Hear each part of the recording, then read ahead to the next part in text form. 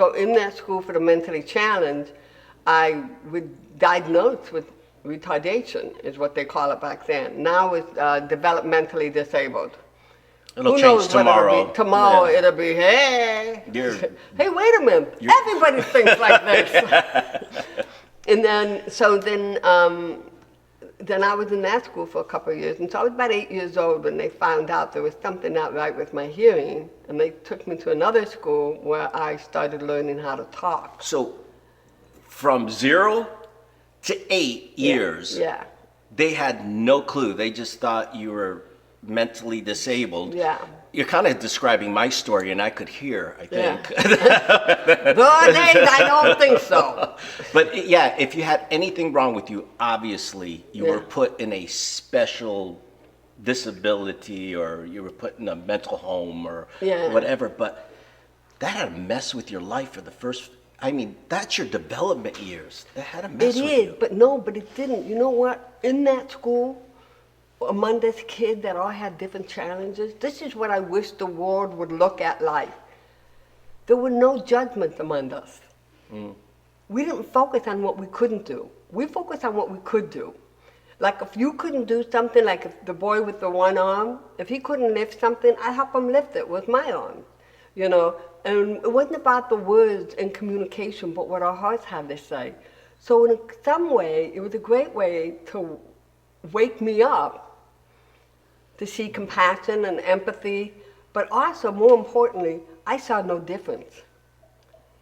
And that was a great way to start my life, as far as I'm concerned. I didn't see the little black girl that was black, or the little boy who couldn't see, other than the fact I kept taking his cane away from him, because I liked that cane. You know, I mean, we played, and it was just what we did. And so I never judged people for differences.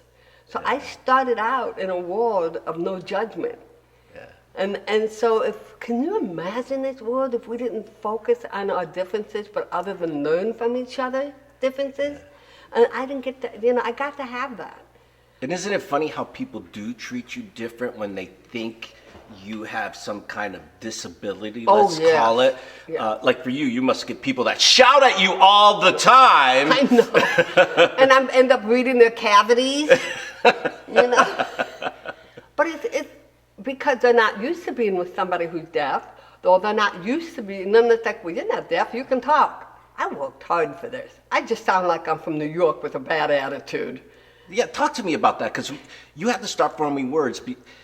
Listen, I don't even know how did you even think between the, you know, when you were able to think to 8, how can you talk to yourself if you don't even know words? Pictures. Pictures. Everything was, my mind was my eyes. I visualized things and I would remember things. And the reason why they didn't think they thought I could hear was because from a young age, I taught myself how to lip read. You know, if you put this up and you go pen, you see pen. Now you know that lip movement means this. And so, and then if somebody goes like, raises their eyebrows, like, do you want the pen? And then you're like, no, because then they're going to make me write and I'm not doing my homework. I had that. Wow, you know me. I did that in school. They were like, pen? And I'm like, no, thanks. You can have it. You can have it. You can have the paper too. Just But bring on the chocolate. So you thought in pictures. Really weird, because we all think in pictures, but with words to it. Now you're 8 years old and you're being taught how to speak. Yeah. How did that happen? I had a teacher, Miss Joan Daly, who was fabulous. She was probably a New Yorker. That's where you get your New York I accent. think so. I often wondered. She taught me through a balloon. She used to take a balloon, blow it up, tie it in a knot, and place it right in her throat and chest. And then I put my hand on the balloon, and I can feel the vibration of her voice. And then I had to imitate it by feeling my own. And we would focus, you know, she would say apple, and I'd be like, ah, bae, and I would drag it out. And she would be like, not even close, Kathy. You know, and we would repeat the same word. Sometimes we'd work on one word for 2 weeks until I feel the vibration articulate it. The problem is S's and SH's and T's and R's, a lot of those letters were very difficult. because you really don't see them on the lip. And so they would take a popsicle stick and place my tongue where it's supposed to be. And at one time, because you can't explain to a deaf child how to talk and what you're not hearing, because you can't see sounds. I could see that little boy's arms missing. Right. But I don't know what's wrong with me. I'm just going totally by what I'm watching everybody. So now they used to take a candle and put them in front of my lips so that I could learn how to do SH sounds.